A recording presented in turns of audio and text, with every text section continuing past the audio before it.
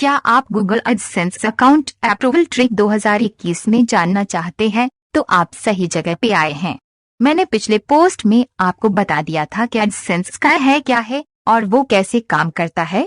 ये एक CPC cost per click और CPM cost per 1000 impressions based advertise network है।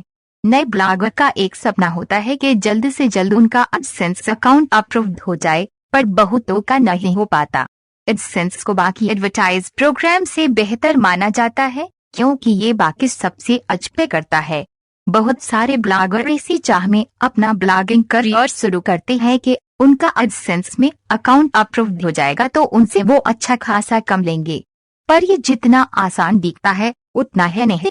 जिनका अप्रूव नहीं हो रहा वो कुछ रूल्स को फॉलो नहीं कर रहे। आप ब्लॉगर एडसेंस अप्रूवल ट्रिक जानने के बाद आपको भी ये आसान लगने लगेगा। मैंने जब पहली बार एडसेंस के लिए तरी किया था तो मैं भी फेल हो गया था। बहुत बार कोशिश करने के बाद मुझे समझ आया कि आखिर मेरा गलती कहाँ पे हो रहा था। अगर आप ये सब एडसेंस अप्रूवल ट्रिक्स को फॉलो करोगे तो आप पहले ही कोशिश में सफल हो जाओगे। एडसेंस अकाउंट सबके लिए नहीं है। अगर आपका कोई ब्लॉग या वेबसाइट है तो फिर जाके आप एडसेंस के लिए अप्लाई कर सकते हैं। यहाँ से जानिए ब्लॉग वेबसाइट कैसे बने। अगर आपका ब्लॉग रेडी हो गया है तो नीचे दिए गए ट्रिक्स को फॉलो करिए। 1. Write high quality contents. 2. Content is the king. Content राजा होता है। कंटेंट मतलब आप जो आर्टिकल या पोस्ट लिखते हो उसे कहते हैं। तो ये हाई क्वालिटी कंटेंट क्या होता है? अगर आपका कंटेंट नया है, दूसरों से अलग है और कहीं से कॉपी नहीं किया गया है तो उसे क्वालिटी कंटेंट कहते हैं। जो नए ब्लॉगर होते हैं वो ये सोचते हैं कि हम दूसरों से कॉपी करके अपना नया कंटेंट बना लेंगे, पर गूगल इतना भी बेवकूफ नहीं है। गूगल में इंडेक्स हुए हर पेज को वो चेक करता है, तो आप आसानी से उसे बेवकूफ नहीं बना सकते। अगर आपका ये मानना है कि आप कॉपी करके एडसेंस अकाउंट अप्रूव्ड करवा लेंगे तो वो सपना देखना भूल जाइए। आपका हर पोस्ट कम से कम 500 वर्ड्स की होनी चाहिए और 100% ओरिजिनल भी। इससे आपके अप्रूवल के चांसेस 90% बढ़ जाता है। आप अपनी आर्टिकल को जितनी डिस्क्राइब करके लिखेंगे आपकी ब्लॉग के लिए उतना अच्छा है। 2. Blog manage. गूगल के गाइडलाइन के हिसाब से वो कुछ एशियन कंट्री में एडसेंस को लेकर कुछ रेस्ट्रिक्शन किया हुआ है। इसके हिसाब आप 6 महीने से पहले एडसेंस के लिए अप्लाई नहीं कर सकते। अगर आप अप्लाई करेंगे तो आपकी एप्लीकेशन रिजेक्ट होने का बहुत चांस होता है। पर मैंने मेरे एक ब्लॉग में बस 1 महीने में गूगल एडसेंस अप्रूवल पाया था, पर उस ब्लॉग में मेरे सारे कंटेंट हाई क्वालिटी के थे। अगर आपके सारे कंटेंट्स बहुत अच्छा है और एकदम नया है तो आप भी कोशिश कर सकते हैं और क्या पता आपका अप्रूव भी हो जाए। 3. सफिशिएंट कंटेंट्स और पोस्ट्स। 4. ऐसा कहीं नहीं लिखा है कि आपके ब्लॉग के लिए इतने पोस्ट की जरूरत है आपको एडसेंस के लिए अप्लाई करने के लिए, पर आपके ब्लॉग में सफिशिएंट पोस्ट होना जरूरी है। अगर आप 300 वर्ड्स के एक पोस्ट लिखते हैं तो आपको कम से कम 40 से 50 लिखना अच्छा होता है, और अगर आपकी सारे कंटेंट्स 500 से 700 वर्ड्स के हैं तो फिर आप 20 पोस्ट भी लिखेंगे तो भी चल जाएगा।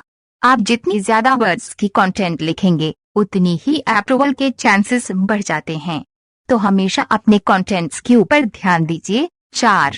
इलीगल कंटेंट ना लिखें। अगर आपका ब्लॉग या website adult content, gambling, hacking, casino, drug abuse content से रिलेटेड है तो आप एडसेंस के बारे में भूल ही जाइए। गूगल ये सब कंटेंट्स को पसंद नहीं करता। अगर आपके ब्लॉग में इन सब से रिलेटेड कुछ कंटेंट्स है तो आप उन्हें रिमूव करके अप्लाई कर सकते हैं। 5. कॉपीराइट मटेरियल्स ना डालें। अगर आपको इंटरनेट से कोई टेक्स्ट, इमेज, वीडियो या फिर ऐसा कोई चीज मिलता है तो आप उसे डायरेक्ट अपने ब्लॉग में यूज नहीं कर सकते क्योंकि वो आपका नहीं है। अगर आप उनको क्रेडिट देते हैं तो ये अलग बात है। आप कोई कंटेंट तो मॉडिफाई करके भी नहीं डाल सकते। अगर आपको उसकी परमिशन है या फिर वो चीज अपने खुद बनाया है तो उसमें कोई मसला नहीं। कॉपीराइटेड मटेरियल के बारे में संपूर्ण जानकारी के लिए यहाँ क्लिक करें। 6. Other add networks. एडसेंस की तरह बहुत सारे एडवर्टाइजिंग नेटवर्क्स है। अगर आपके ब्लॉग में पहले से कोई दूसरे एड नेटवर्क का एड्स है तो अप्लाई करने से पहले उन्हें हटा दें। इसमें आपकी अप्रूवल के चांसेस बढ़ जाते हैं। क्योंकि एडसेंस कुछ एडवर्टाइजिंग नेटवर्क्स को सपोर्ट नहीं करता। अगर आपका भी उनमें से एक है तो आपका एप्लीकेशन रिजेक्ट भी हो सकता है। 7. User friendly design. आपके ब्लॉग का डिजाइन यूजर फ्रेंडली होना चाहिए। इसका मतलब वो मोबाइल फ्रेंडली होना जरूरी है और उसके साथ साथ उसमें नेविगेशन होना चाहिए जिसके जरिए कोई भी विजिटर आपके ब्लॉग को आसानी से पढ़ पाए और जिस पेज में चाहे जा सके। फालतू के विजेट्स, इमेजेस ना लगाए। इससे आपकी डिजाइन में फर्क पड़ता है और उसके साथ साथ आपकी साइट की लोडिंग स्पीड भी बढ़ जाता है जो कि आपके लिए ठीक नहीं है। 8. ये सब पेजेस जरूर डालें। आपके ब्लॉग में अबाउट, कॉन्टैक्ट, डिस्क्लेमर आदि पेजेस जरूर डालें। कुछ ऐसे भी ब्लॉग्स हैं जिनका ये सब ना होने के बावजूद भी एडसेंस अप्रूव्ड रहता है, पर वो लक की बात है।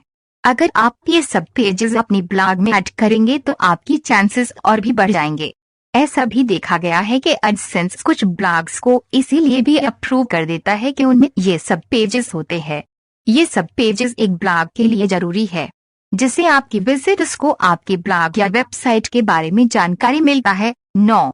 Language support. ऐसा नहीं है कि आपने किसी भी लैंग्वेज का ब्लॉग बनाया और एडसेंस उसे अप्रूव कर देगा। एडसेंस बस कुछ ही लैंग्वेज सपोर्ट करता है और उनमें से हिंदी भी एक है। पूरी लैंग्वेज की लिस्ट जानने के लिए यहाँ क्लिक करें। 10. ज्यादा इमेज ना डालें। आपके ब्लॉग को आप इमेजेस से भरकर एडसेंस के लिए अप्लाई करेंगे तो आपका एप्लीकेशन रिजेक्ट हो जाएगा क्योंकि गूगल एक इमेज को रीड नहीं कर पाता। गूगल बस टेक्स्ट को पढ़ सकता है। आपके ब्लॉग में ज्यादा से ज्यादा टेक्स्ट होना जरूरी है। अगर आप इमेज यूज कर रहे हैं तो यह अच्छी बात है, पर सारे इमेज में ऑल्ट टैग डालना ना भूलें। आप ऑल्ट टैग में जो टेक्स्ट लिखते हैं गूगल उसे रीड कर पाता है और वो आपकी इमेज को टेक्स्ट मानता है। 11.